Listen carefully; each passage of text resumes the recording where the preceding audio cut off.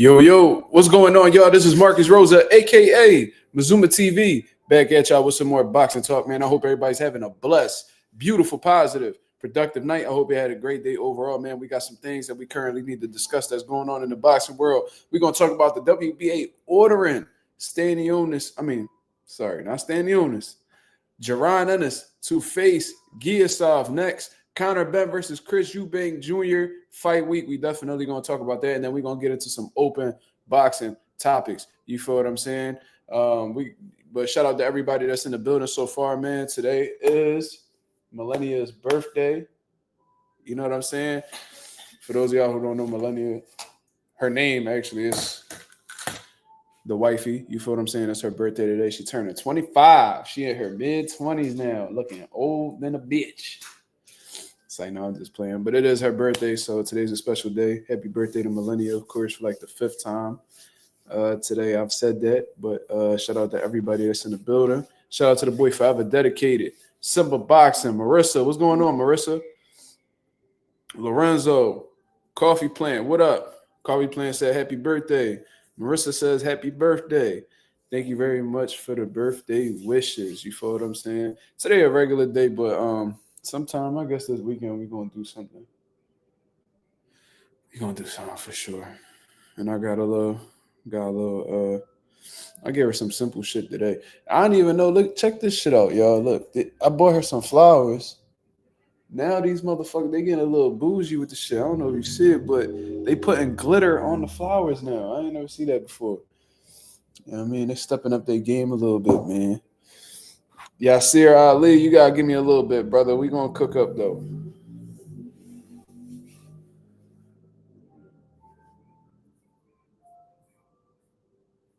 You know what I mean? Yasir says thoughts on Shakur next fight and also him not headlining. I already had gotten into that in my previous live, but thoughts on his next fight is a great fight. It's against like the #1 contender in the division in William Cepeda. He had one controversial fight with Tevin Farmer. I thought he turned it around in the rematch. Exciting style, come forward, pressure fighter, throws a lot of punches. You know what I mean? But he also has a lot of flaws. I think Shakur Stevenson is going to have a hell of a performance. I think he's going to dominate and show why he's one of the best fighters in the lightweight division and one of the best fighters in the world. And in terms of him not headlining, you know, I don't think Shakur really cared. You feel what I'm saying? He's getting paid what he feels he's worth. You know what I'm saying? Him and Turkey Al-Sheikh are seeing eye to eye at this point in time.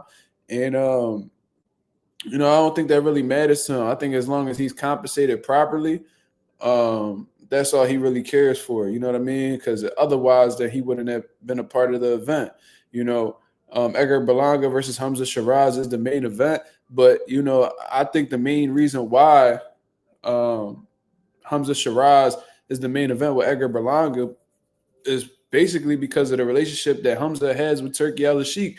He is an ambassador for Riyadh season. And not only that, I actually had done more research.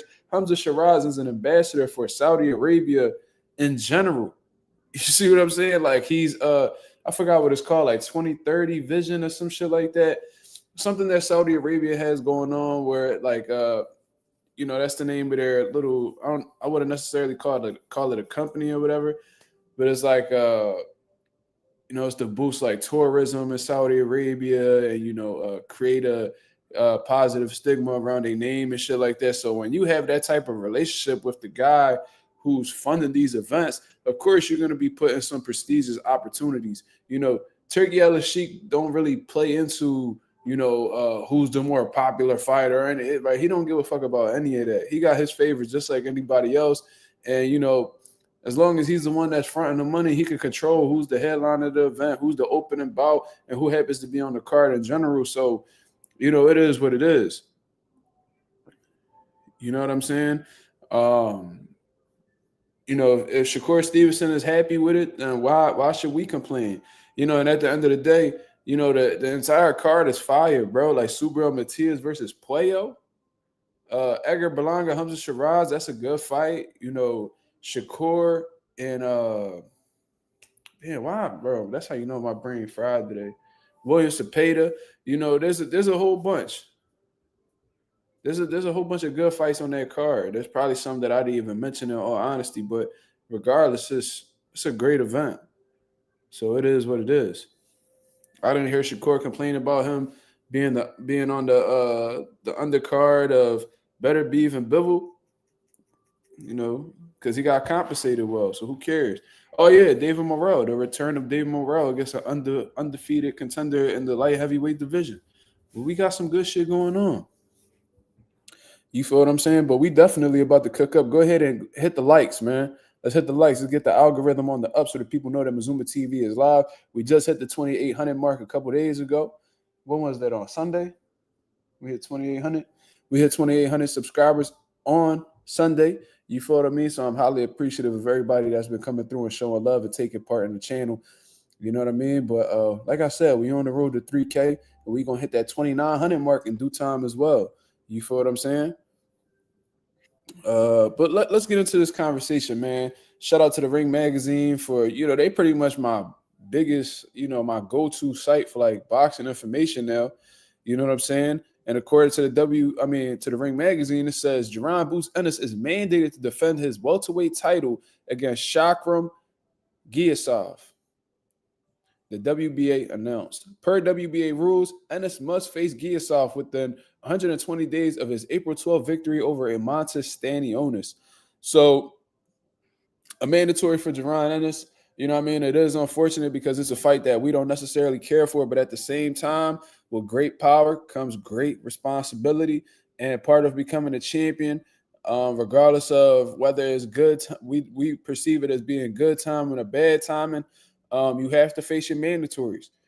You know what I'm saying? And Giyasov has been a mandatory for a good amount of time now. As far as I'm concerned, I think they paid Giyasov step aside money in the last bout that Boots and Stanionis just had. And they actually put him on the undercard as well. Now, they can, I guess, step the Giyasov and see if he will be willing to accept step aside money again. Maybe they could work that out. And at the end of the day, man, a lot of these fighters are into the sport to get paid. So if they can get paid to just sit around and wait without taking a punch, then why not? But then, we also got fighters who are more motivated. They're motivated by things other than money. You feel what I'm saying? So Giyasov may be one of those people. I'm not sure. Maybe he's getting impatient or feeling like it's his time now. But regardless, the WBA has ordered the fight for Jaron Ennis, and they're giving him 4 months. 4 months to come up with a fight date for Giyasov. You feel what I'm saying? So he just won that fight against Stanionis on April 12th. So 120 days from April 12th is May, June, July, August 12th.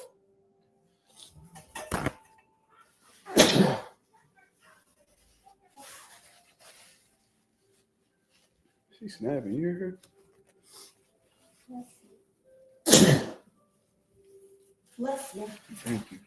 Thank you, guys. Thank you. But anyways, yeah, man, this unfortunate news in reality, bro.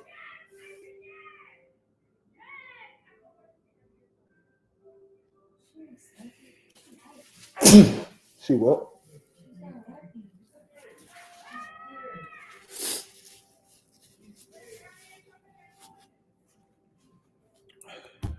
Fat bitch all hooting and hollering.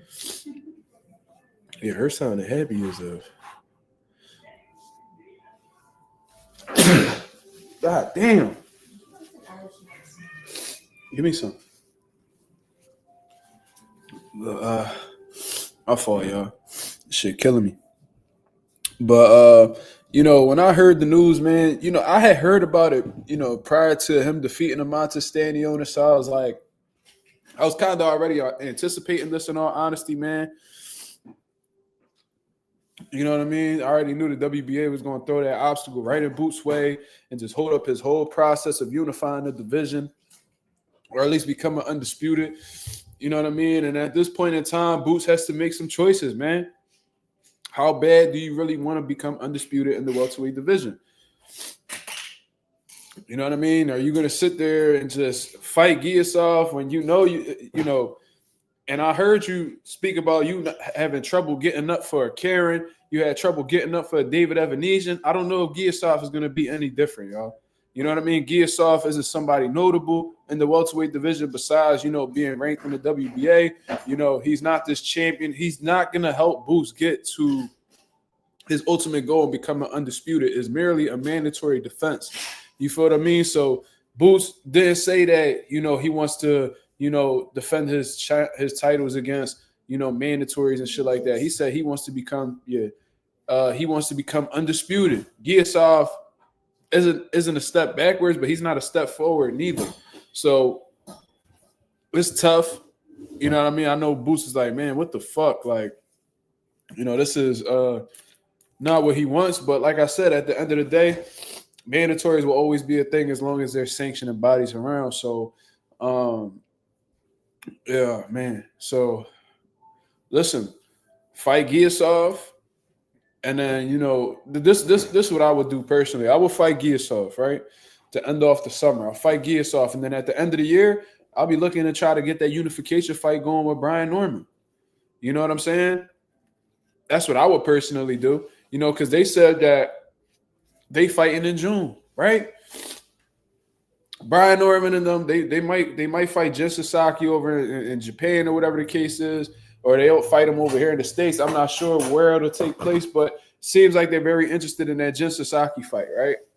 Jin Sasaki is a highly ranked contender in the welterweight division right now. Brian Norman could go ahead and face him, get that out the way. I think Brian Norman stops Jin Sasaki in all honesty, but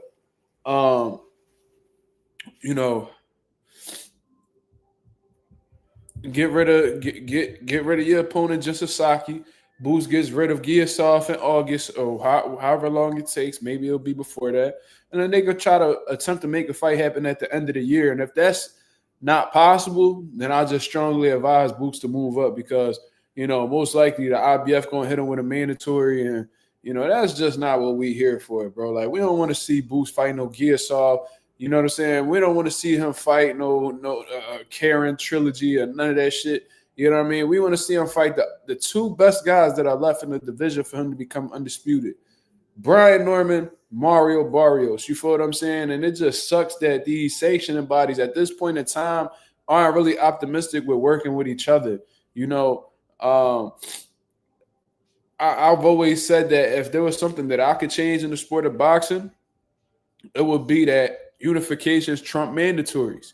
You know what I'm saying? I've been saying that this whole time. And I also said that, a champion should be ranked in other champion sanctioning bodies. They should mandate champions to fight other champions. That's just something that I personally believe. You feel what I mean? And if a contender, but then at the same time, it does pretty much fuck over contenders that's waiting for our opportunity. But, we want to see unifications more than anything. You feel what I'm saying? Mario Barrios, meanwhile, he's going to go on to possibly fight Manny Pacquiao in the summer in a fight we don't want to fucking see. This is what I don't understand, bro. We got to have a serious conversation about Manny Pacquiao, bro, because it's like, bro, you made hundreds of millions of dollars, bro. And that Mayweather fight alone, you made well over $100 million. I know you had to break bread with Top Rank and all that good shit, but, bro, can somebody look up how much a dollar stretches in the Philippines? You know what I mean? Like, I deal with currency all the time. Like, that's part of the things that I do at my job. Like, I literally am responsible for, like, exchanging foreign currency for U.S. dollars. Like, that's one of the things that I do, outside of boxing. And the Filipino currency really could. If you go over to the Philippines with a couple $1,000s, you could stretch that shit out for a long time. You feel what I'm saying? So I could only imagine with the type of money that Manny Pacquiao has made, how the fuck are you still coming out of your way to fight for money? You know what I'm saying? Like, you got to be doing some ridiculous spending, bro. You got to be doing some ridiculous spending to go broke in the Philippines, bro. Like, Marcos Maidana fought Mayweather twice, and he living in Argentina, comfortable as ever, not needing to come back to the sport of boxing. $1 million US is $57 million in in the Philippines, bro. That's what I'm saying. Like Manny Pacquiao, I just don't understand how you could, come.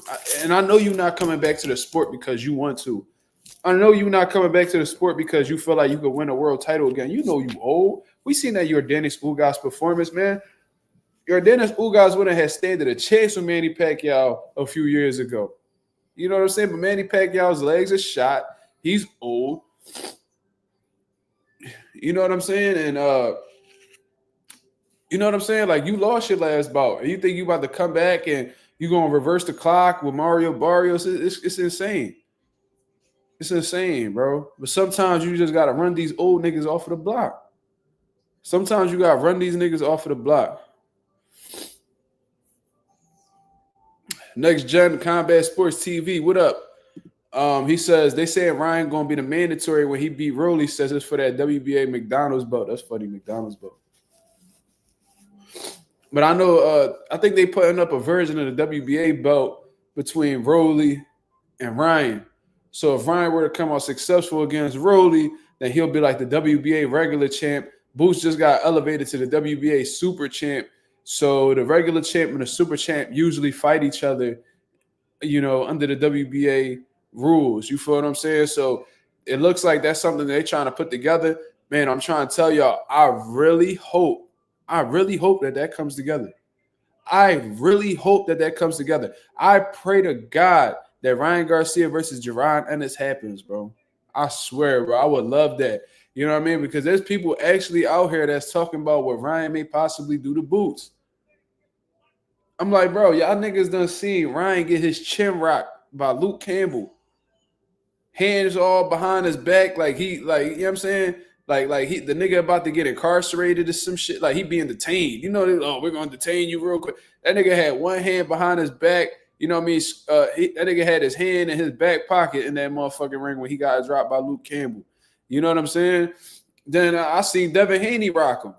In that same fight. I remember Ryan did a little bit of a stanky leg. You know what I'm saying? That he was like smacking his gloves together and all that. That was from a left hook from Devin Haney, who's not known as this big notorious puncher at all. Then when he actually went up in there with somebody who could actually crack in Gervonta Davis, he quit. Why are people so confident in Ryan Garcia considering he's only been in 2 big fights in his entire career?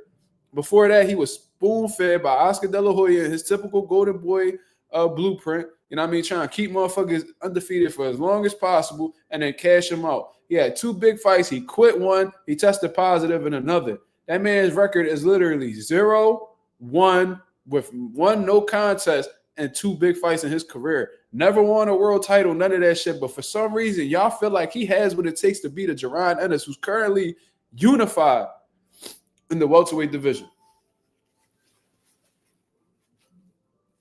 Who's actually doing shit, making an impact in his division. This man, Ryan Garcia, fought one time at 140 and hasn't been able to make the weight since then.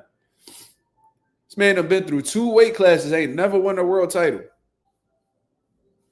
Crazy. But that's the nigga who gonna beat Jaron Ennis. Stop it. Even from a stylistic standpoint, what can he do that could neutralize Jaron Ennis? Oh, Ryan Garcia is sitting up there talking about, Jaron Ennis gets hits a lot. He gets hit a lot. Man, he gets hit a lot. And you don't. Boots style, with the type of style that Boots got, man, listen, he's a seek and destroy type of fighter. We done seen it happen. I told y'all he is stubborn. He come to get it. He's violent. He look for blood every time he going in there. You think he not going to get hit? And that's the thing I've also noticed. I'm watching Boots fight. I only see him get hit with like 1 punch at a time. You know what I mean? He might get hit with a shot here and there. Y'all equate that to him having reckless defense and not having defense at all. You know, I've seen moments in that fight with Stanionis where he was elusive as well. You feel what I'm saying? And this is also the thing. I've seen fighters in smaller weight classes stand up to Ryan Garcia's left hook. Y'all act like he got a Deontay Wilder right hand in that left hook. That's not the case at all. I've seen motherfuckers be able to stand up to that punch. Some niggas done went out, but I've seen niggas stand up to that punch as well. But I'm gonna tell y'all something. I seen, Duarte actually he crumbled and shit like that. But I seen him stand up to some big shots from Ryan. Ryan Garcia not like this. Like y'all act like this motherfucker got the ultimate neutralizer in that left hook. Like let's stop it, bro. This man done got folded up by Gervonta Davis. He felt Tank power. He sat there and waited for that 10 count. Got right up immediately after that 10 count.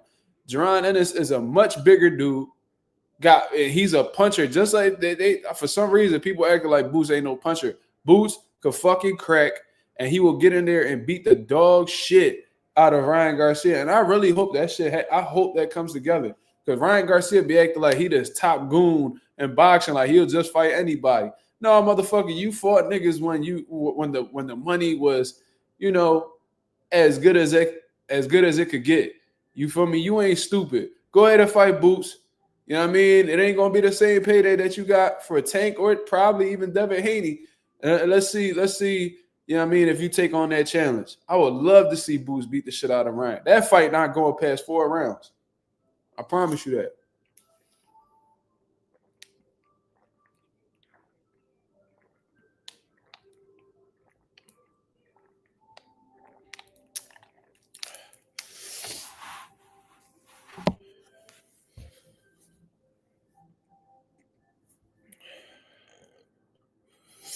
He said he won't make it to Boost. Rolly gonna stop. I'm really pushing for Rolly, bro. Oh, Rolly really like break his ribs or something. Real shit. And Ryan got a questionable chin. When the fuck y'all keep talking about what Boost could take? I ain't never see Boost get wobbled. I ain't never see Boost get dropped, staggered, like hurt, anything like that. This man Ryan done got hurt multiple times in the ring. And we questioning Boost's chin and his ability to take a punch. Y'all motherfuckers gotta stop it, bro. Y'all motherfuckers gotta stop it. Seriously. Everybody talking about questioning what Boost could take. Bro, what about Ryan? What about Ryan, who's coming up in weight and got hurt by smaller guys who not even cracking like Boots?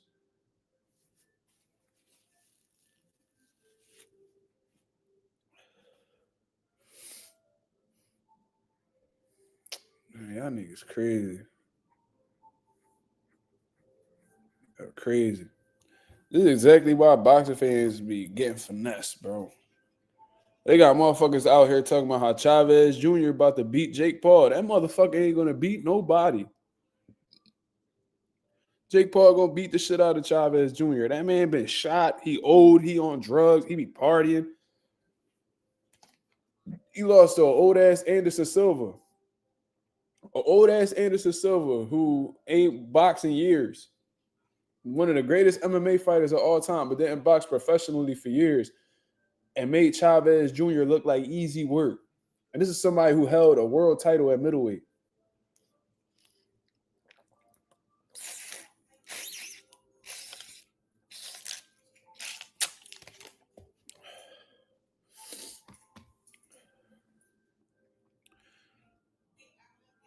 And this is another thing, we seen Gervonta Davis with his IQ neutralize Ryan Garcia's left hook. So considering what Boost does in the ring, one of the most well-rounded fighters in the entire sport of boxing, y'all telling me that Boost can't neutralize his left hook? I got a better question for y'all. How the fuck is Ryan gonna get past Boost's jab?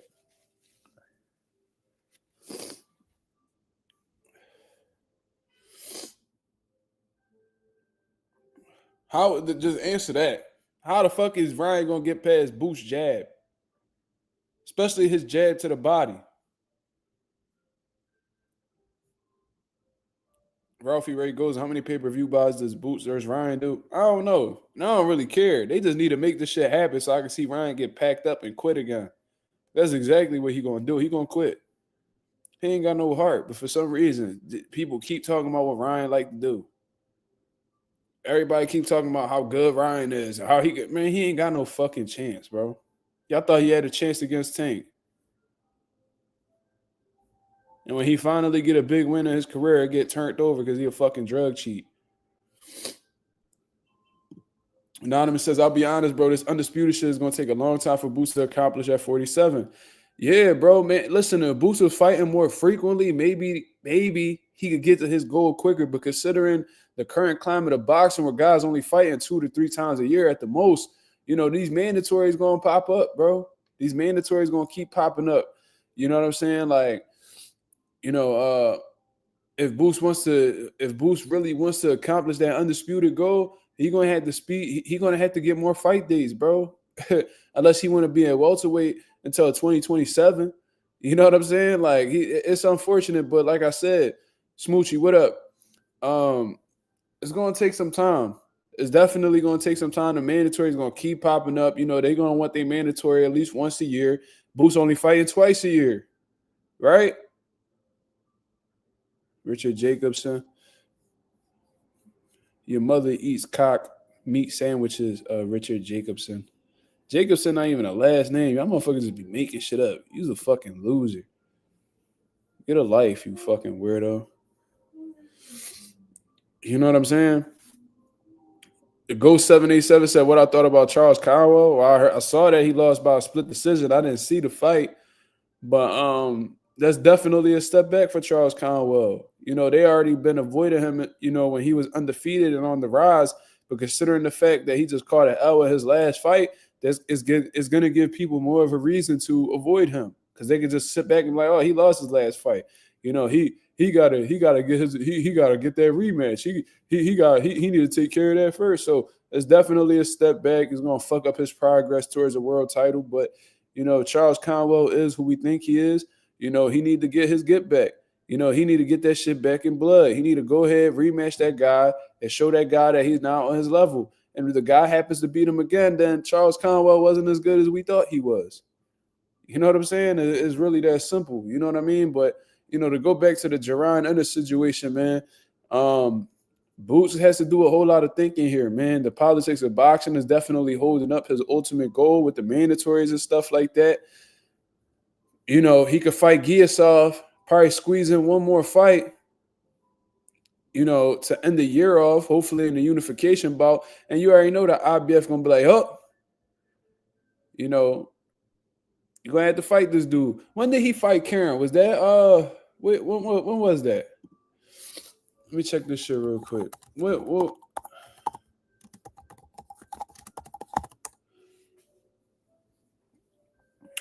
August 15th.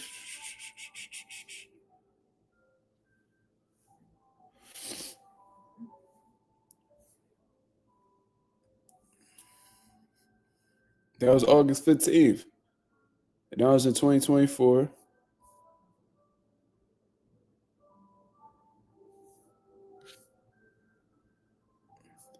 All right, man. That IBF.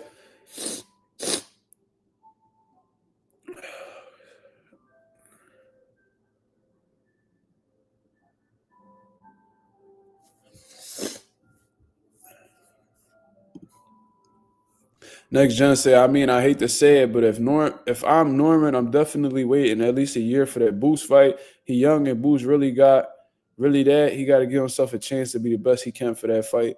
Listen, once you got a world title, ain't no more half-stepping or backing off of the block. If Brian Norman ain't believing himself or felt like he needed more time before going to that world championship level, then, he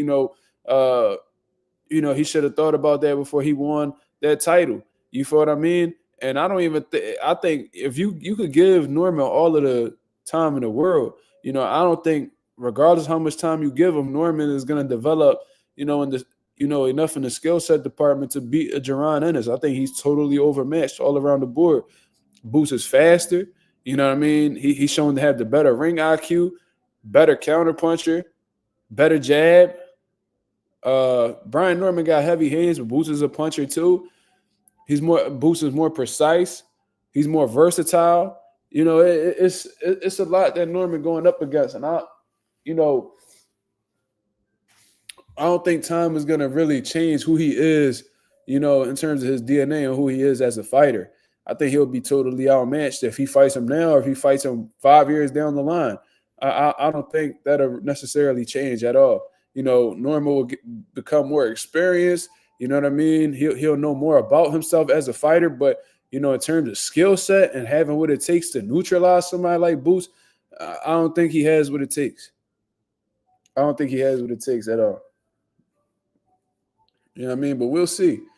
I feel like once you get a world title, you need to be ready for any or every challenge that comes your way. They ain't know that's what they try to do with Anthony Joshua. He beat Charles Martin for that IBF heavyweight title, and they was talking about how Wilder has this many fights. AJ, he still needs time. And bro, they don't know. No, there ain't no time. There is no time. You can't be holding niggas' hands after they become world champion. Y'all should have thought about that before y'all fucking fought for a world title. Once y'all get that strap around y'all waist, y'all need to be ready for any and everything. And if you're not ready for them challenges, then you should have never fought for the world title. And you just need to go ahead and give that title up. Go do what Triple G did when he ain't want to smoke with Charlo. Go ahead and do what Canelo did at that one point when he ain't want no smoke with Triple G. Get that belt up and let these hungry niggas who feel like they're ready fight for their spot. You feel what I'm saying?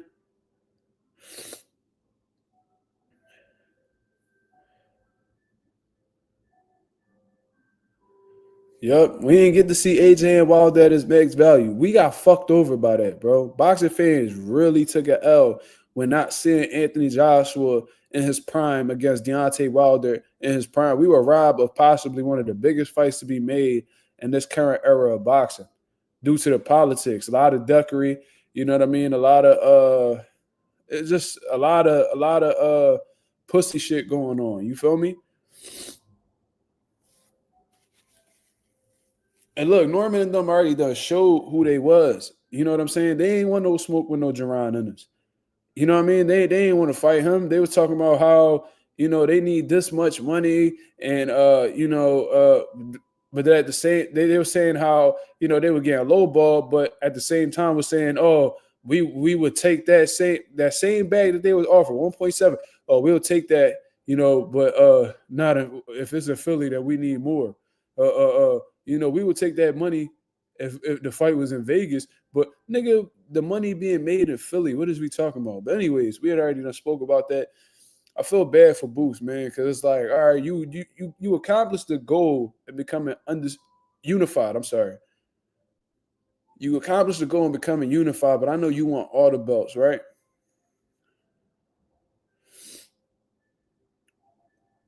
I'm sorry, I'm reading the comments right here, but you became unified. You actually beat a champion. So you feel accomplished in that part.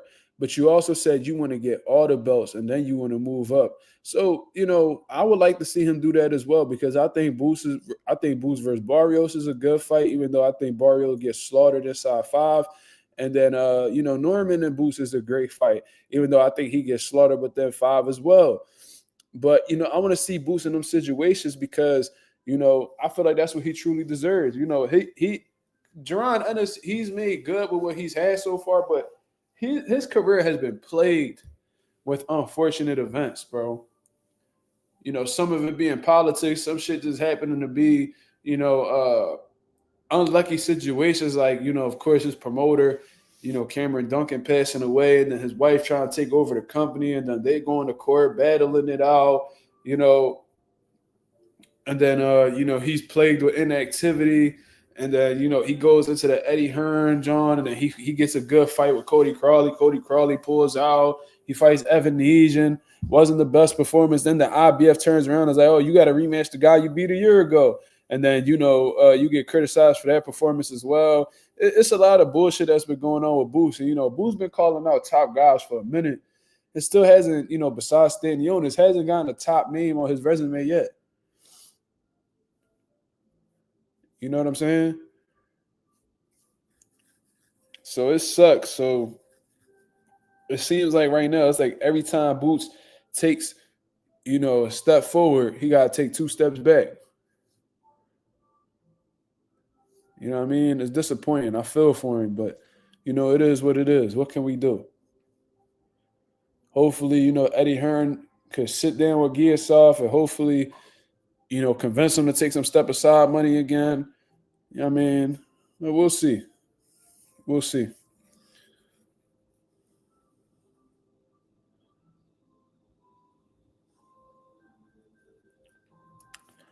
They wanted to sell the belt. People who want the smoke don't make petty excuses. Yeah. Mm-hmm. And they was like, oh, we've been to Philly before. Oh, man, we've been to Philly before. Okay, so why won't you go again? Then Brian Norman go to then he went that damn, who was that dude name that he knocked out in his home in the dude hometown?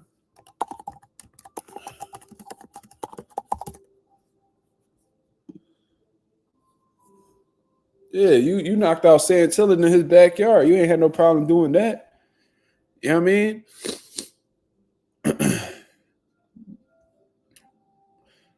But you don't want to go to Boo's backyard to unify for the highest payday of your career. Crazy.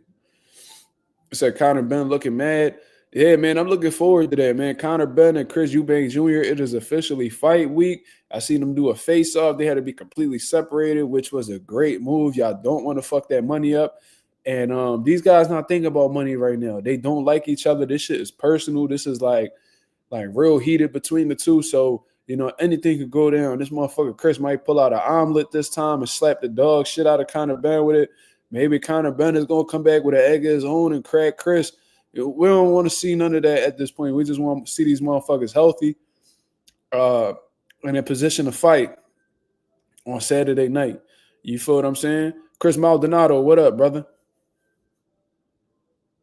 Ralphie Ray Goolsey said thoughts on Jake Paul versus Chavez Jr. I mean, I already done spoke about it briefly earlier on in this live, but I'll go over it again. Shout out to Ralphie. Listen, man, this is just another gimme fight for Jake Paul. Jake Paul has been moving extremely correct, bro. He's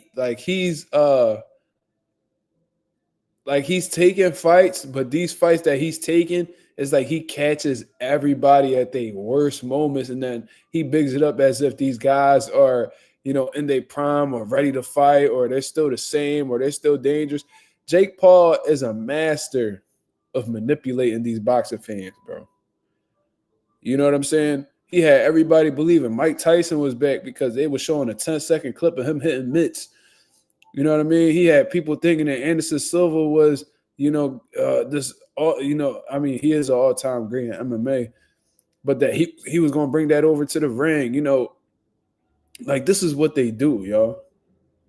They're Jake Paul been finessing boxing for years already. He fought an NBA player in his pro debut. Then he goes ahead and he's fighting up these old washed up MMA guys. And now he's fighting boxers who, had decent records but didn't fight nobody. He fought Tommy Fury. He lost. Didn't avenge that at all. So then he goes back to his formula of fighting old washed up guys. And now he's fighting an old washed up guy in Chavez Jr. who ain't been shit in about a decade. More than that. His last big moment was when he lost to Sergio Martinez at middleweight. You know what I'm saying? Since then, he's just been he's shown to be an absolute failure. Quit in the ring. It said Chavez been washed since 2012, bro. That's 13 years. That's who Jake Paul fighting. And Jake Paul wants you to believe that Chavez Sr. is still this big, legitimate threat. Then went and said on Twitter that Canelo barely beat him. Nigga, what? Canelo ain't lose a round against Chavez Jr., bro. What the fuck is we even talking about? That was a fucking shellacking. Nigga, what you mean? He barely beat Chavez Jr. Nigga, are you on drugs? Did you watch the fight? What is we talking about? Yeah, he won 120, 108 on all three scorecards. You talking about he barely won. Nigga, that's a breeze. If you win every round in a 12, if you dominate a fight for 36 minutes straight, how you barely beat him? How could you say that I barely beat him if I dominated the fight for 36 minutes? What are we talking about? This shit is ridiculous. The dumbest shit in the world. But anyways, that's Jake Paul for you. So that's what I think about that. For those of y'all who are rooting for Eubank to win, you should. You should. And Conor Benn has said something very interesting in the interview. You know what I'm saying? And did y'all see that he took a lie detector test and they asked him everything except what the fuck they needed to ask him? Did y'all notice that? Did y'all notice that they made Chris Eubank Jr. and Conor Benn take lie detector tests? And they was just asking them like about each other and what they felt like they could do and are they confident in this and they confident in that. Conor Benn was strapped up to a fucking lie detector test and they had the opportunity to really ask the question that everybody wants to know and they completely avoided it. What a fucking waste of content, you fucking scary cocksuckers, bro. They could have literally sat there and be like, did you knowingly take performance enhancement drugs? That's what we want to know. That's literally all we want to know. If Conor Benn is strapped up to a fucking chair with all these different Johns across his chest, and why not ask him the question that everybody wants to know? Because Conor Benn said he didn't take him knowingly.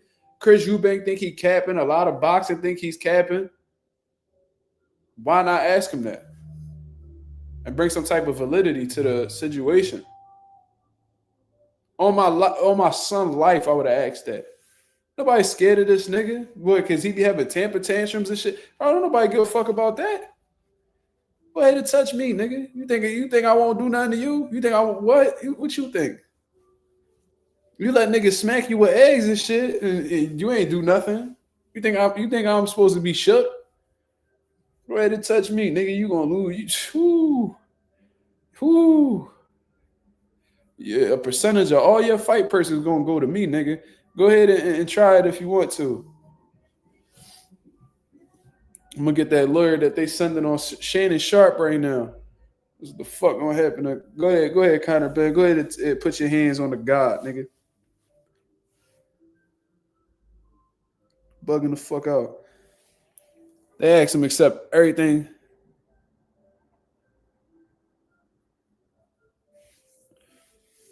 They asked him everything except what we wanted to hear him be asked. That's that scary shit for you, though. Yeah, man, Conor Benn, he said this. Let me pull up this quote real quick. Thought it was very interesting. And this is something that I had told y'all about Conor Benn, that he is a scary motherfucker, right? So according to Ring Magazine, Conor Benn was speaking on Chris Eubank Jr., and he says the following: I fear losing. I fear losing.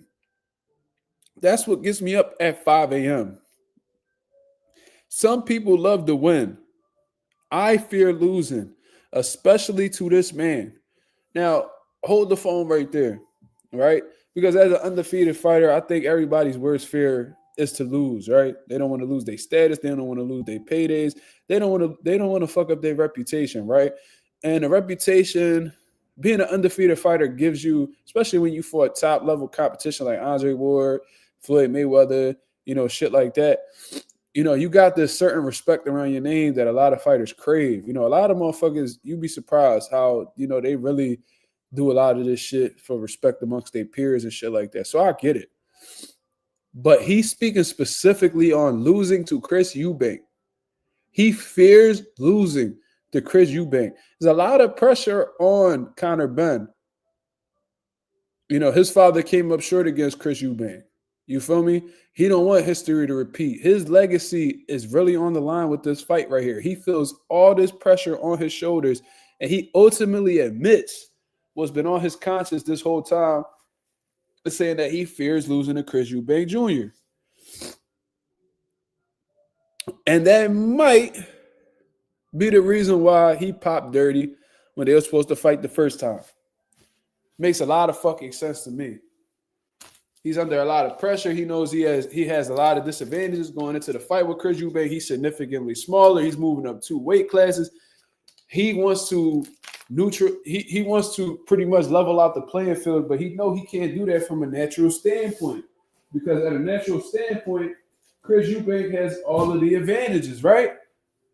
So with all of that being said, along with him admitting to being fearful of losing to this man in particular, it makes all the sense in the world as to why he chose to take part in performance enhancement drugs. Right? Right. And I say this all the time. If you let somebody talk enough, they'll reveal exactly what's on their mind. Even if they hide in it. They could hide something, but your conscience always reveals what's on your mind, man. One way or another. You think he want to go home with his first L on his record being to somebody that came from the family that his father lost to? So y'all niggas, you think he want to go home and feel like, man, that the Eubanks are just superior to the Benns? You think he want to feel that way? No, he don't. He wants to break the cycle. He wants to be the Benn that defeated the Eubank, right? But he knows that when they match up, there's a lot of shit that he's going up against. He knows from if it's just himself, like who he is as a fighter, his DNA on the line, it's an uphill battle. He's smaller. Chris Eubank is bigger. He's going to be getting punched by a middleweight man. He's a welterweight. And since he's gotten popped for these performance enhancement drugs, his punches don't seem to have the same steam on them that they did previously. We've seen it with Pete Dobson. We've seen it in his previous bouts. Right? So I think with him being, the insecure little man that he is, he chose to take these performance enhancement drugs that ironically gave him a whole lot of that elevated his testosterone levels to, all-time high, to abnormal levels. That's what he felt like he needed in order to, be on the level of a Chris Eubank or even have an advantage over Chris Eubank. You know what I'm saying? The man didn't get a stoppage in 3 years. Hey, man. Is it a coincidence? I don't think so. So this is the quote right here. I fear losing. That's what gets me up at 5 a.m. Some people love to win. I fear losing, especially to this man. Something about losing to this man right here triggers Conor Benn. It really bothers him.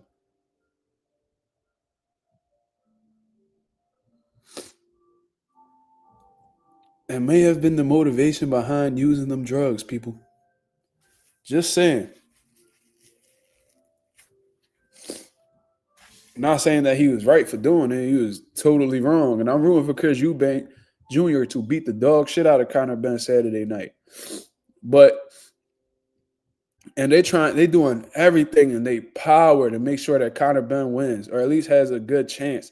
The 160, Chris Eubank been fighting at 68 and shit like that. They're bringing him down to 160, and they put him so he's coming back down to a weight that he's not going to be the most comfortable at. He's probably going to struggle to make. Then on top of that, he's going to have to limit how much he hydrates himself. Oh, man. And Chris Eubank is older. Well, he like 34, 35. Probably older than that. Hey, man. They working hard to try to get off on Eubank. He's 35 years old. The older you get, the harder them weight cuts be. The more exhausting that weight cut process is. Shit is very interesting. But, yeah, man, so we spoke about the WBA ordering Ennis versus Giyasov. We spoke about Conor Benn and Chris Eubank Jr. fight week, along with Conor Benn's comments. You know what I'm saying? But let's get into some open boxing topics. What's on the people's mind? What y'all want to talk about for the next 10 minutes, man?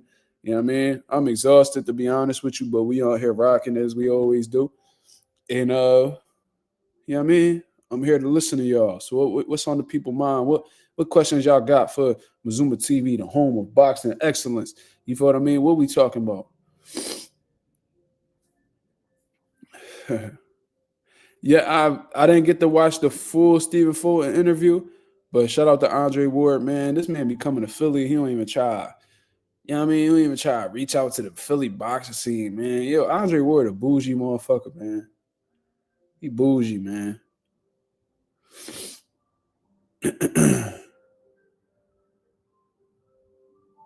He said his mom doubted him. Yeah, man. Unfortunately, listen, I know a lot about that. My mom doubted me too. You know what I mean? So I understand that pain that Stephen Fulton coming from. Like I told y'all, my mom used to be like, before I competed, sparred, whatever I did, my mom would be like, "Oh, don't get knocked the fuck out." Like she used to say shit like that. She didn't really support my boxing endeavors. You feel me? So I understand the pain that Stephen Fulton felt because, you know, with having parents, you want them to, you know, be happy about, you know, you pursuing your dreams, and you want them to be supportive. You want them to be there for you, but you know, your parents doubting you could be very hurtful to you from a mental aspect, from an emotional aspect. So when I heard Stephen Fulton, uh, say that, I identify with that. You know what I'm saying? So, and listen, Terrence Crawford mom did the same thing to him. You know, it's crazy, but you know, it seems like it's a common thing for real.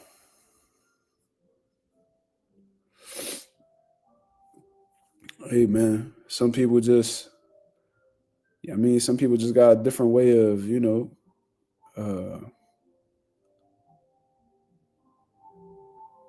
some people just got different ways of going about shit, bro.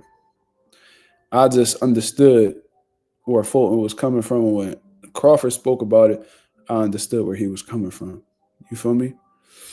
That shit was making me mad. It didn't necessarily make me mad. It just used to be like, all right. So now because you said that, I'm gonna prove you wrong. You know what I mean? Like who really? And what was crazy was my mom knew that I was like, she knew that I could fight. Like she done seen that shit with her own eyes. So I don't know why she would even do that. I don't know if she was like trolling or trying to be funny. I don't know what it was, but you know, it definitely made me feel away. That's not what you want to hear from the person that brought you into this world. You don't want to hear that. Anonymous says, "What do you think about that Schofield body fight that got announced?" That's a good fight. That's a good fight. I didn't even hear that it got announced. I just heard Schofield talk about that his next fight announcement is going to be big, and it's going to be somebody who been talking crazy to him on social media. But if Lucas Body is the opponent, that's a good fight. Body strong, bro. You know what I'm saying? Like we seen what he did to H2O. That motherfucker is packing a punch, and he got concussive power. So if Floyd Schofield get a little reckless with him and run into some of them shots, you know, it could be a quick night. You feel what I'm saying? So I don't know. Them Schofields, man, they not following through with these fights, but you know, they been mentioned with some big names. Let's see if Floyd Schofield makes it to the fight. Let's just do that. Cause it's hard trusting the Schofields nowadays. You know, they pretty much they ran off scared with Shakur. You know what I mean? Oh, they ripped the pages out of our passport. They called the FBI on us. They were searching our cars, and they planted drugs in our car. All for Shakur Stevenson. Then they didn't go to the London press conference, and then they was talking about how you know, they was trying to sabotage their camp, and you know, all of a sudden Floyd Schofield gets sick, but you know, not even a week after being sick, he's in the gym training. I don't know, bro. Them Schofields, they be full of shit. You know what I mean? Not the son. I'm sure the son be with the shits, but his dad full of shit. His dad got bitch in his blood, man. He be doing all that hooting and hollering and all that shit. He a cold-blooded bitch. And he don't believe in his son, how he be portraying, how he portrays. You feel me? I remember he was trying to fight H2O. You know what I'm saying? He was trying to fight H2O. They pulled out. And that was a big fight. Then you go in there with Shakur. You talking all this shit about Shakur. Shakur pull y'all niggas cards. Now all of a sudden y'all don't show up to fights, and then y'all blame it on Shakur team and Shakur poisoned your son. Then them Saudis made you shut the fuck up.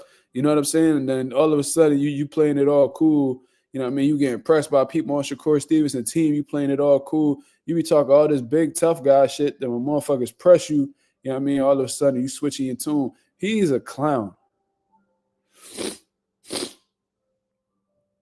You know what I mean? Ashton was whooping that ass before he got caught. Well, next gen, that may be very well true. But that just goes to show you how dangerous Lucas' body is, because you could be beating his ass and he still got what it takes to turn the whole fight around with the combination. That means he game. Even if you whooping his ass, he's still game. He said, text you the link. All right, I got you. Let's do it. Wyatt Something got some shit on his mind. You know, Jamel be having some shit on his mind. What? Hold up.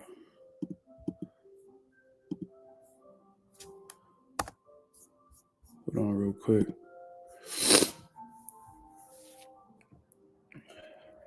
Give me 1 second. I'm going to send this link out to Jamil. Wyatt Something, for those of y'all who don't know, that's his name. Oh, you popped up anyway. Cool. I thought I was going to have to text you. Yo. Mark, Lucas Baldy is not an elite fighter. Kid is the only elite fighter in boxing. Y'all need to understand the difference between just another guy and an elite fighter. He's an elite fighter. Abdullah Mason ducked us. All we did, we wanted $2.5 million. Give us the cheddar.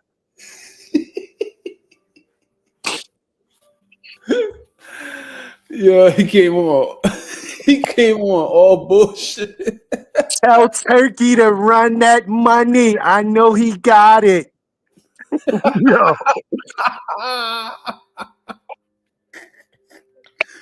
I know he got it. I know he got the bread, Mark. He has the money. He's an ambassador for Ring Magazine, so why not give us the bread? Because he knows in sparring, Kid got the best of him. Ask your call. He knows about Kid. Damn. Yo. Oh man. You got your shit off. Yeah. Yo, so it's funny as shit, right? So all of a sudden Jaron just becomes the super champion. But I thought the super champion didn't have to fight mandatories. Yeah. Isn't that the purpose of being a super champion? Shouldn't Giyasov be Ryan and hold up. That's a great fucking point. I completely forgot about that. Yeah, because I remember when when Floyd was super champion, they was talking about how he ain't had no mandatories. And then Pacquiao, same shit. Picking and choosing. Picking and choosing. That's boxing for you, though. What the fuck? You gotta understand, WBA wants in on, WBA fucks with Turkey. And so they went in on this Ryan thing, but they're supposed to have the mandatory. Like, first off, they were supposed to get rid of the regular and super. You remember that? I remember it was only supposed to be one. But this is what we're doing. So all of a sudden, the super champion got a mandatory out of nowhere. Cool. Wow. Yeah, that's a great point. That completely slipped my mind. Damn. Hey, next gen, you got to request that. But like, as far as the WBA, who is Terrence Crawford got it? Is Terrence Crawford coming back to 154 pounds? Doubt it. I think so. If he beats Canelo, he got to fight Canelo twice, so he's not coming back down. Yeah, I think even if he loses Canelo, I think he's gonna be done. I don't think he coming back. Either if he wins, he's done, or if he loses, he's done. Either or, he's done. This is it. Mm-hmm. Said the WBA. Said yeah, WBA easy to influence and manipulate with some money. Yeah, ain't lying about that because when I seen it, because I already knew that he would be the super champion, right? But it threw me off. Is like he was elevated to super champion, and I'm like, he was elevated. Why? And there's no, I'm not throwing shade. I'm just saying he's never even defended the belt. Why was he elevated to super champion? Oh, because you wanted to give Ryan and Rulli a belt. That's all this is. Yep. And you can't even unify their regular one. Can't even unify it. So does the other sanctioning bodies recognize Ryan's belt? No. Just boxing. Is Gary Antoine Russell the super champion? No. I want to look that up. Yeah, because I think the WBA just ordered Antoine to face a mandatory. His name like Hiroka or some shit like that. Yeah, Andy Hiroka, the one that knocked out Jin Sasaki. Mm-hmm. I never hear about Antoine being elevated to super champion either, though. So I don't think so. This shit confusing, bro. That shit, it'd be so hard to keep up with the bullshit, bro. It's just a way to make money, bro. When you read their rules, they keep it vague so they can pivot based on whoever's going to get them bread. They want to make Ryan a world champion. The reality is the whole fucking world knows Jaron Ennis is the champion for the WBA. Everybody knows it. That shit not gonna work out though, man. Like he not beating no fucking Jaron Ennis, bro. Like that shit not happening. Yo, I They love hoping Boost move up. Say it again. They hoping Boost move up because there ain't no way he gonna grab that title in that fight, Boost, and think they think he gonna beat him. That shit not gonna happen. I love my Mexican brothers, but like I feel like they be saying shit just to ride for their folks. You know what I'm saying? In no world, like you can tell me that Virgil can beat Boots, right? I don't think he can, but there's an argument that can be made. You can tell me Jesus can beat Boots. I don't think he can, but there's an argument that can be made. Ryan Garcia could have the Infinity Gauntlet. He can have Stormbreaker. He can have Captain America's Super Soldier Serum. He's still getting his ass beat. That motherfucker have a whole army with him. That shit ain't gonna work, bro. It's just hilarious because everybody keep talking about what Ryan could do. Oh, what if he lands this or what if, bro? Come on, bro. That's all y'all banking on. Y'all said the same shit, but when he fought Tank, and Tank showed he could neutralize, he took that whole left hook away from him. Y'all think Boost can't do the same? Shit is crazy to me. Yo, once you hear, well, if such and such does this, and it has something to do with one punch, you know the person gonna lose. That's just the reality. Like you're counting on one thing to happen if Ryan can win. And here's the most important part. Ryan's been doing that shit to smaller guys. Mm-hmm. He did it to not just a 47, but a big 47. One. So you don't know if he can put Boots down with it. One, because you didn't stop Dev, even 3 pounds overweight and doped up. You didn't stop him. Everybody, for some reason, puts in their mind that it was a knockout. No, you want a decision. One. So I'm supposed to expect you're supposed to stop Boots with it. Two. And I seen Tank put you down with a body shot and you quit. So it's not what Everybody happened. keep making it seem like he couldn't get up. Man, you got right up at 10, bro. You ain't want no fucking gas, bro. You quit. Facts. So I'm supposed to believe that when a 5'4" dude did you like that, he's special, but he's 5'4". So I'm expecting you to all of a sudden just be this fucking He-Man when the 5'11" dude who walks around every bit of over well over. I ain't even gonna say what it is. But well over what you think. I was about to say, I know you ain't about to say that. Nah, well over whatever y'all think. He gonna take his shots to the body. Cool. Yeah, I was about to say, I know you ain't about to say Boots walking around weight. Nah, fuck that. I was about to be shocked. But I already done heard the fuck he be walking around with anyway. Everybody, people in Philly know. Yeah, I done heard. That shit ain't sweet. You say don't Boots walk around with 80? Nah, I ain't gonna say nothing. But He's big. I'm just gonna say that he's big. Yeah. I done heard. But yeah, bro, this shit is crazy, bro. I really would like the WBA to answer these questions. I wish I was able to find a way to get in contact with somebody that work with me. I would love to ask them that question. But hey, man, it is what it is. Let's see. Nico Jamal says it's cool. Let Boost get the bag. Big money fight. What Hey, big man. money fight though? Giyasov? I guess he referring to like the possibility of Boots and Ryan fighting. Ryan's not gonna fight Boots, bro. These dudes can say whatever they want in interviews. You saw his dad's face when Eddie mentioned his name, bro. That was fear. He was like, how about Pitbull? Ain't that what he Yeah. said? Yeah. What about Pitbull? Yeah, exactly. He was like Jaron Ennis. He was like, what? They know what it is, bro. They don't want to fight him for real.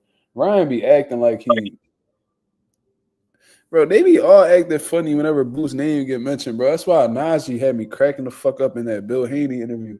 He said they be scared of him. They be scared of him. They don't be wanting to say his name. They be scared of him.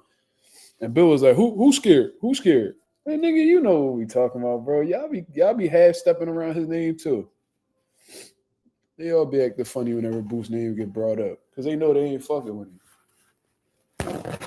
And the crazy thing is nobody's calling for those fights. Just stop talking. Yeah. They can't help themselves though, man. Like clout chasing is like at an all-time high. That shit starting to become normal. That shit starting to become like clockwork where like they feel the need to mention somebody's name. Bro, if you don't want smoke, just stop saying they fucking name. Like it's really that simple. Yo, it's one dude that I know serious about fighting Boots, bro. One guy from that little group. One dude. It's gonna sound crazy. Tio. Blair? No, Tio's dead serious. I think Tio's I don't think I know. Tio is dead serious. he can't beat Boots neither though. No, but I think he ain't made no money yet. No real money. And I think he's looking for that cash. Oh, so it ain't because he feel like he could beat Boots. He looking for the cash out. Okay. When he broke that shit down, what he got paid for Loma, what he got paid for Josh Taylor. You know what I mean? Like those are two huge fights. And Yeah, he said he ain't bring home a mill for neither one of them. so He said Tio gonna wake up in an emergency room. He said Boots a fucking android. Shit.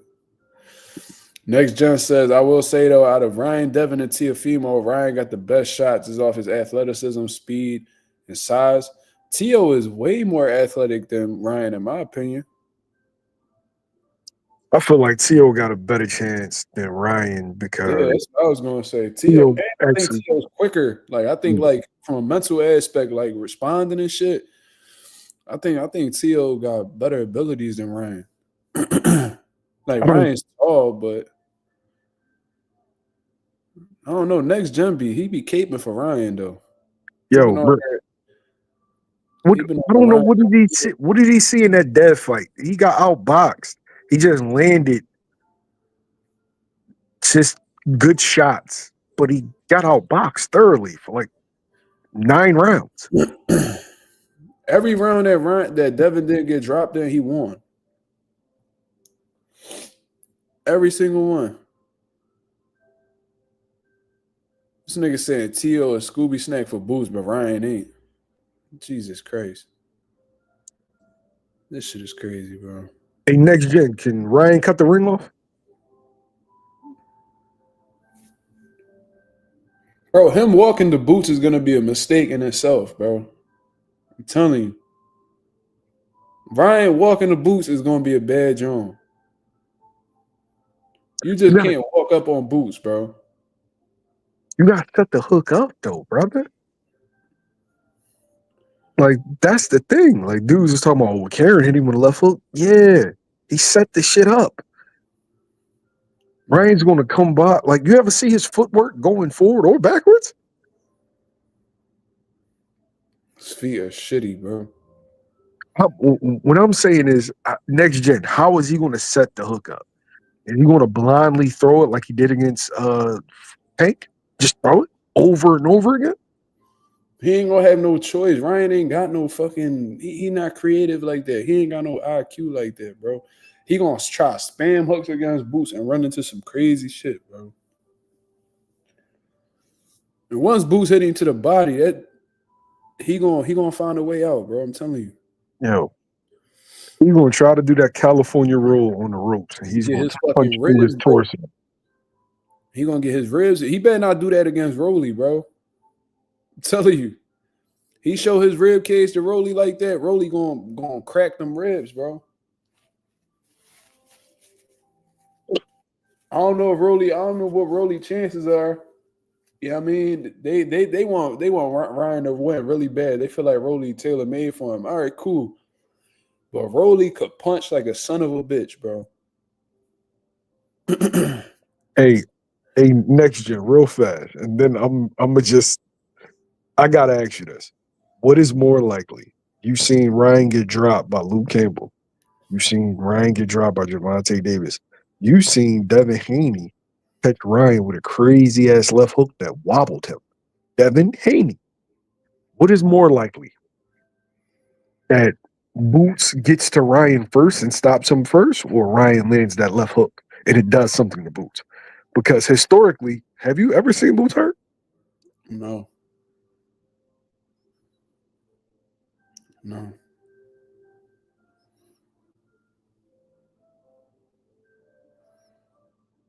Yeah, you got some real cool shit playing in the background, yo.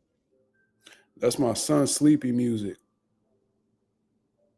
You got good vibes going on over there. Bro, that's why he sleep all night, bro.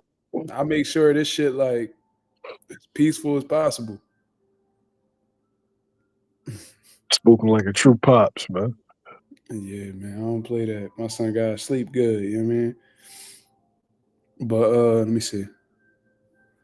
Depends on how Boots approach the fight. Bro, this dude next gen, bro. He different. Next gen different, bro. If Boots coming forward like he usually do, it might not be that hard to set up. What does that mean, bro? Boots I act like Boots just be walking in with no jab or nothing. Like Boots would just need a jab for Ryan. I'm telling you. How the fuck Ryan gonna get past Boots' jab? That world class jab that I was telling y'all about before the Stanley Ennis fight, and then he showed in the stand that exact jab, that jab to the body and all that shit. How the fuck is Ryan gonna get past that?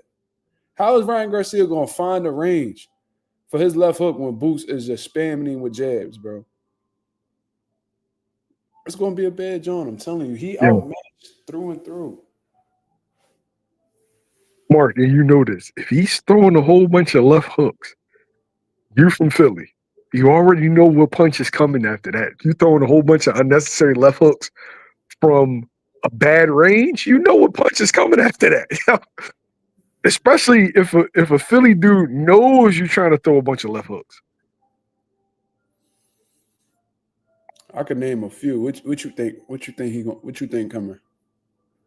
It's still Clayton special, man. The crackdown. Pops the Lord made special.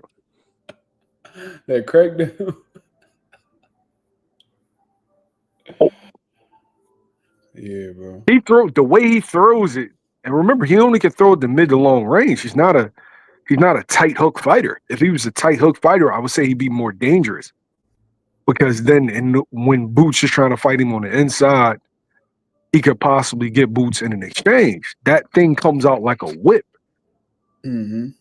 Yeah, his hooks ain't short at all. That shit come all the way out here. Yeah, that shit not. That shit ain't gonna work.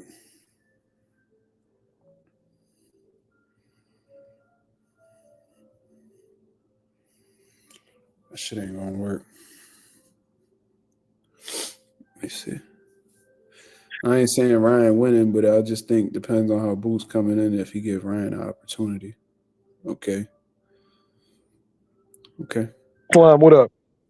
Only opportunity Boots gonna give Ryan is to pick what round he's gonna get knocked out in. It's one of them Jones where I normally get nervous whenever kids from Philly fight. Right, I'll be nervous as shit. Like, bro, I'm not gonna be nervous in that fight. I'm gonna be literally by the concession stand. Like, I'm gonna be getting a beverage, bro. It's not something that we have to worry about. You I was go. You gonna get the crab fries from Chickies and Pete's? nervous. Like, we making plans. Like, Mark, I'm gonna be like, yo, so what time we going to the club? You like, no, Mill, let's go at 1. No, Mark, we gonna be out here early. Let let's get the section for 11:45. Like, no, we out of here early. Like, we telling, like, we showing up just for the main event. We telling our Ubers and our Lyfts to just keep it running. We're not going to be in there long, bro. It's not. We in and out. It's not. I was nervous for Stanionis because I didn't want Boots to get in a dogfight. I knew he could win in a dogfight, but I didn't want him to take any unnecessary punishment. Right? Because Stanionis is a real live guy. I'm not nervous about Ryan Garcia, bro. With Virgil Ortiz is going to get my full attention. Jesus Ramos, my full attention. Yeah. I'm not nervous about that fight, bro. He can't win. He's going to end up on a milk cart, Mark. Have you seen me? I used to be boxing and on TikTok. Have you seen me? Last scene on the canvas. Yo. Oh my God. I hope they make that shit, bro. I need to see that. I hope some way, somehow that fight get made. Milk carton is crazy. No, that's real. I get what he's saying, bro. That's gonna be a body bag, man. And what Boots? What's that name of that tour he on? Shit. What? Piak? PIAC. Yeah. Yeah, I don't think Ryan Garcia can beat Brian Norman. Oof. Brian Norman, fuck around, catch Ryan with some crazy shit. Bro. He would have a better chance against Norman though. At the same time, He would, but now you counting on him. You counting on that power carrying. You counting on that speed being there. Remember, he ain't fought at 147. So it's more question marks. And it's not like he's showing up with just this improved skill and ability. He still got the same flaws. that's crazy. Nobody thinks much of Brian Norman. They say he cooking Brian Norman. Shit. How's he cooking Norman? With what? Like, based off of what?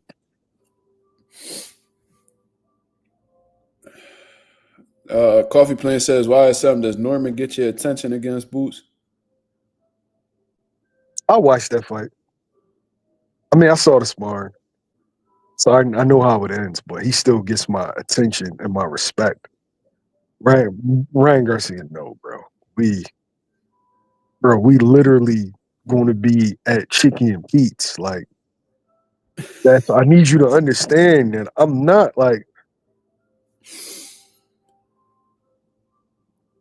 I'm a text boost like, yo, you done? That's what kind of energy I'm on. Like, I'm at the bar like, yo, you done, bro? Like, I'm not watching. Like, come on, man. Yo, that's hilarious. I get what you're saying though. That'd be. But you know, there's gonna be a lot of people betting on Ryan, bro. I don't know. It's something about. I think people just infatuated for what Ryan could be instead of what the fuck he actually is, though. That's a good point. I think they want him to be this star so bad, even if they know in their head that he not who they want him to be. Like they rooting for him as if like somehow, some way he could be that megastar that everybody wants him to be. They infatuated with him, bro. You be hearing how Sergio Mora be talking about Ryan. I think that Mexicans are looking for somebody to take the mantle when Canelo leaves. And Ryan, like people say he's a good looking kid. When you look at him, eye catching speed and explosiveness. But the truth is, bro, he is a super flawed fighter that when he gets up in the higher weights, dudes gonna have their way with him. Like they like Norman too flat footed. You need to be fast to fight Ryan? When? Based off of what? That just fought the wrong fight. That's it. What's gonna happen when Norman hits him, yo? Man, Dev gonna be on his Bernard Hopkins shit, bro. That discipline about to be on another level this next fight. That shit really gonna make Dev a better fighter, bro. That discipline gonna be on a whole nother level. I think he's gonna stop Ryan the second time. Ooh. Bro. If Dev stopped Ryan, bro, that'd probably be one of the greatest moments that I've witnessed in boxing, bro. I gotta see that. Cause you ain't the only person I heard say that neither. I got a funny feeling, bro. Remember, he caught him with that left hook. That's how I can tell he was on something. Like people don't like Bill so much that they're willing to overlook anything. And that's sad. He got caught with a left hook, wobbled him. Go back and watch it.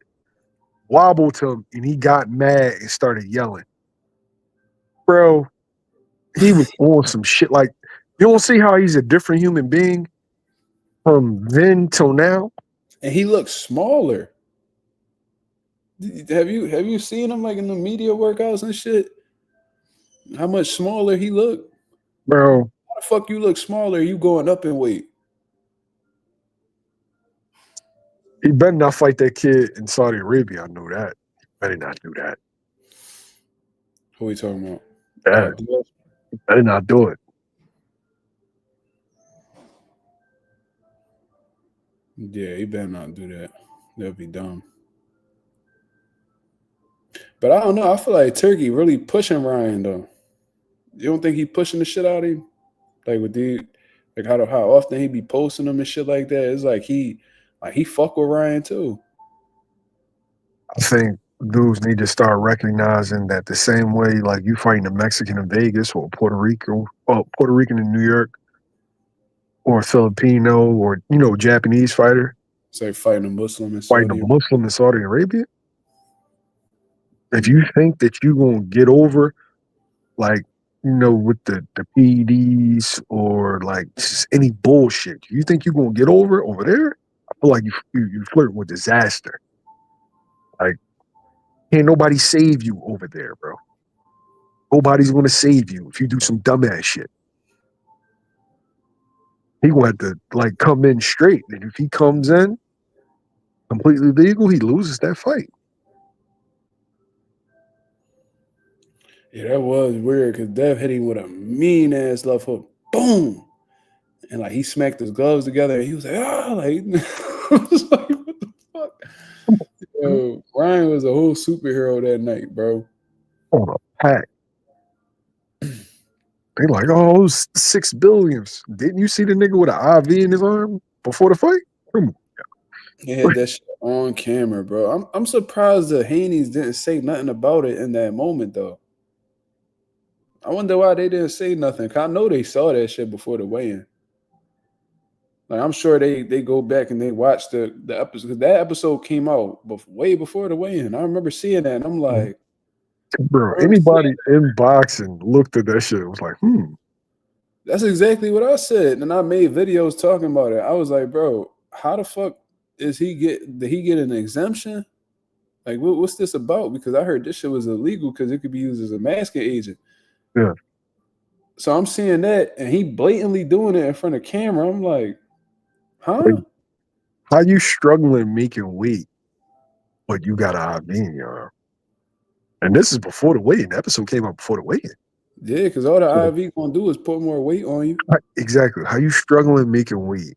Bro, I just got an IV the other day because with my health issue, sometimes I be needing to get like IVs and stuff like dehydration and shit. And bro, I had went from, and this I ain't even tell nobody this. I had went from 160 to 168 with one bag. Damn. One bag. One bag of that IV, I went up 8 pounds. I don't know what type of he might have done a couple bags. I heard like UFC guys talking about that. I heard Daniel Cormier say this though. He said before they banned IVs, he said he used to get like 2 bags and he'll feel brand new. It's like 2 bags. Yo, so I'm with my folks, right? I ain't gonna say his name, but he got fucking ripped, right? He got like fucking drunk, so he's hungover. And down in Florida, they got like you can like hit up a nurse, like they have like this company that you can hit up the nurse and then get IVs. I already know what you're talking about. And then you can like get whatever type that you want. Like they got different types. And so I'm fucking doing an interview with him while he's on the IV. But it's just amazing. Like it's amazing seeing him. Like he was the Walking Dead early in the morning, and then fucking nighttime he regular. Yeah, bro, them IVs give her the hangovers and all that. It completely changes how you feeling in that moment. I went from feeling dehydrated to feeling like a brand new man, ready to work out off of one IV, bro. So man, and like I said, some of them do multiple IVs in that one sitting. All they gotta do is take the bag off, put the other one on, connect the IV to that, and then they can get a whole new system going. Like it's crazy. You struggling to make weight and you getting IVs. That's insane. Insane. Let's see what they talking about here. Let's see, what if Haney punching power is devious at 47? I don't know if it'll necessarily be devious, but I don't know. Carmen Serene said, when I was in the military, me and my friends would go out and come to the clinic early and give each other IVs before our shift. See?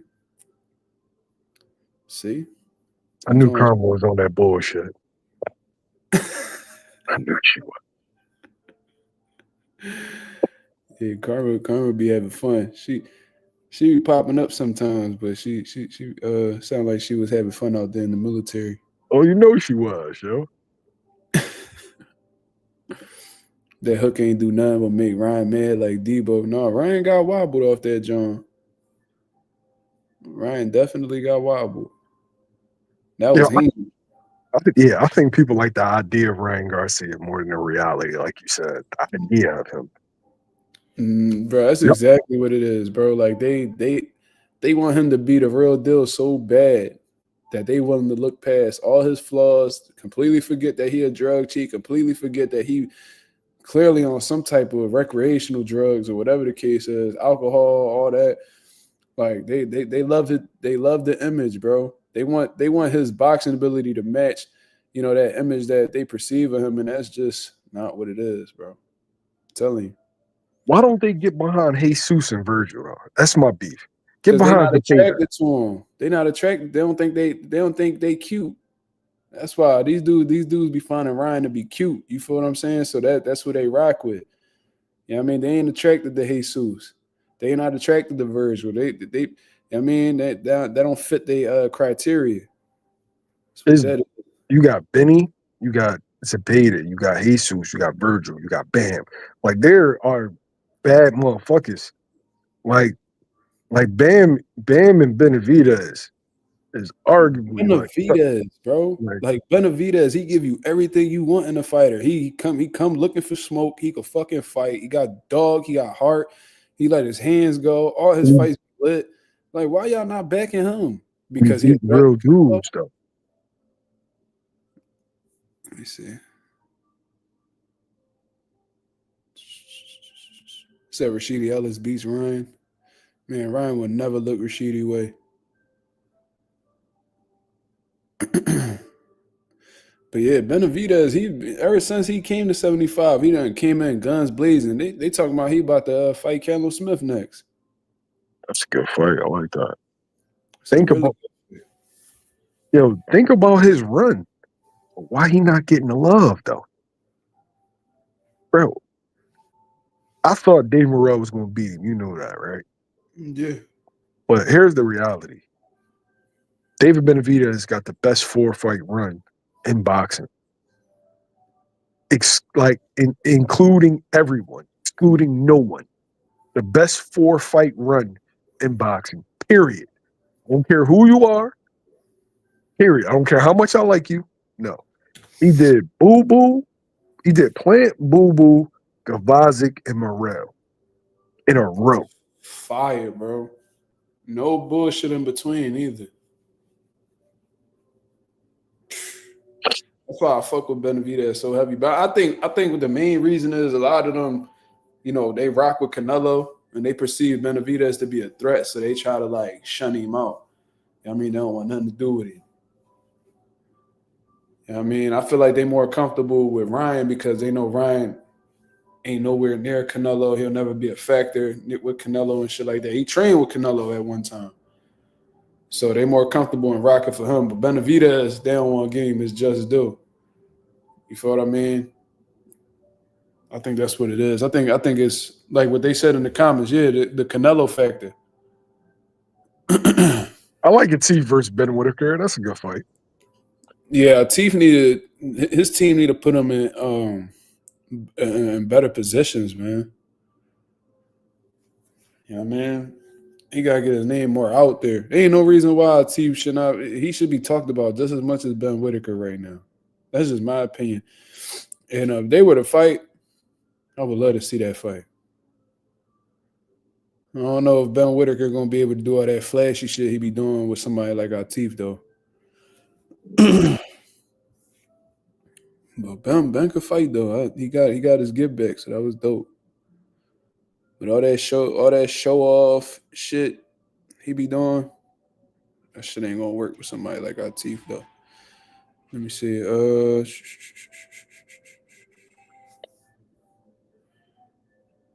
He still bring excitement to the sport. He bring PEDs to the sport too. Next gen. Said Ryan bring excitement to the sport. Yep. That pack. Yeah, what? That pack. Jair Fernandez said that's a big facts, and Ben ain't doing all that flashy stuff. Atif ain't gonna be there for it. Yeah, I mean, I just wish that Atif was, mentioned like the Whitakers are. How many fights Atif got now? Like 11, 12? Yeah, something like that.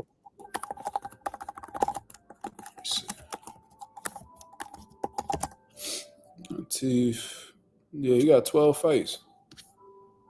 Supposed to be fighting in June, but we'll see. He's still doing. He got a few 8-rounders already. I think he ranked in the WBA now too. Yeah, he got a small jump. I think like WBA Continental, something like that. Yeah, that's good. Just doing something right.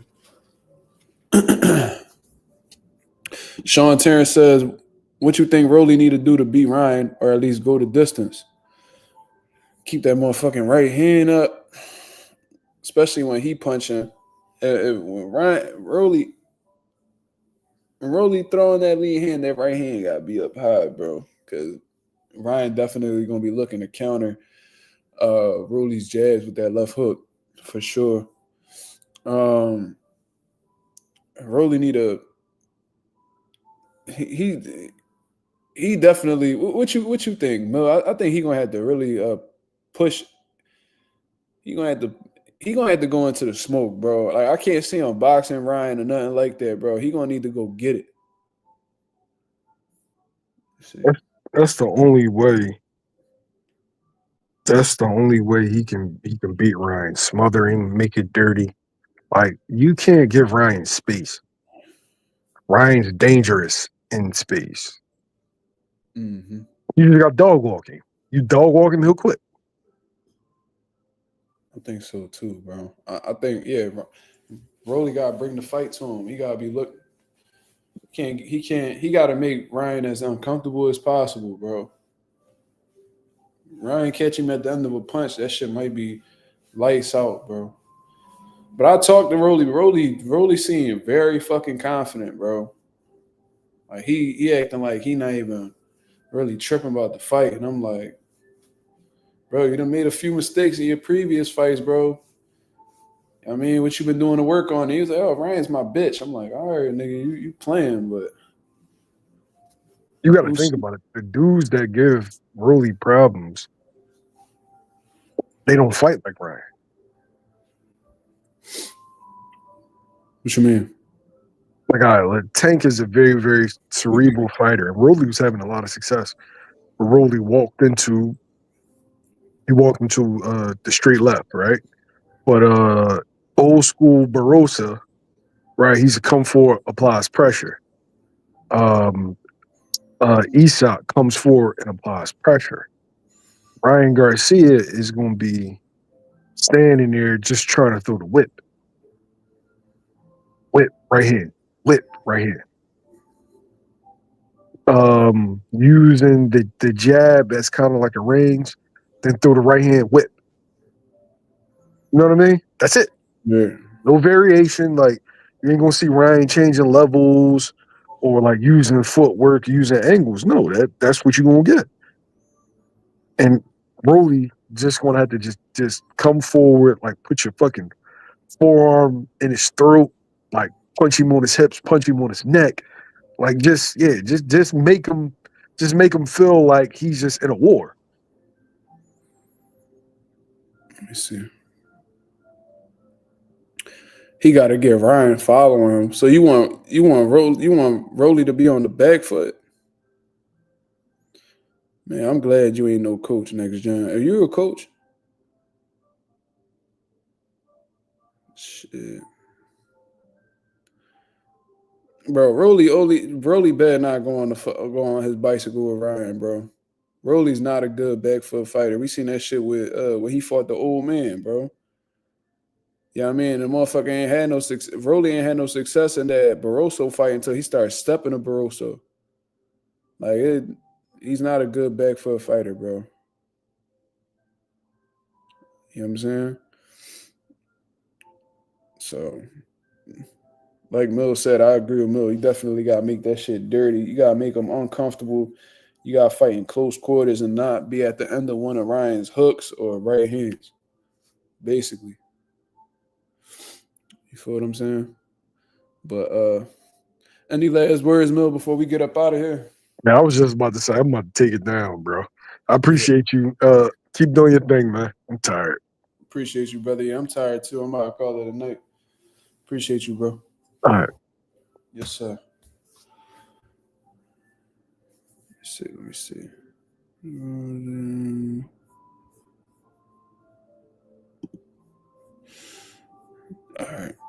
All right, y'all. I'm gonna get up out of here, man. I appreciate everybody that came through and showed love to the channel, man. If y'all can go ahead and hit the like button, that'd be very much appreciated. This is a great conversation, man. Shout out to Wise Son for coming through and showing love. You feel what I mean? If y'all go ahead, y'all appreciate the content, y'all appreciate the boxing talk and all that good stuff, man. Y'all go ahead, hit the like button. My apologies for not having the best energy today, man. Just exhausted, just you know what I mean, just nonstop work. You feel me? But I'm gonna try to make it up to y'all tomorrow. But you feel what I mean? Until then, this was Mazuma TV. Y'all have a blessed, beautiful night. I'm up out of here, man. Peace.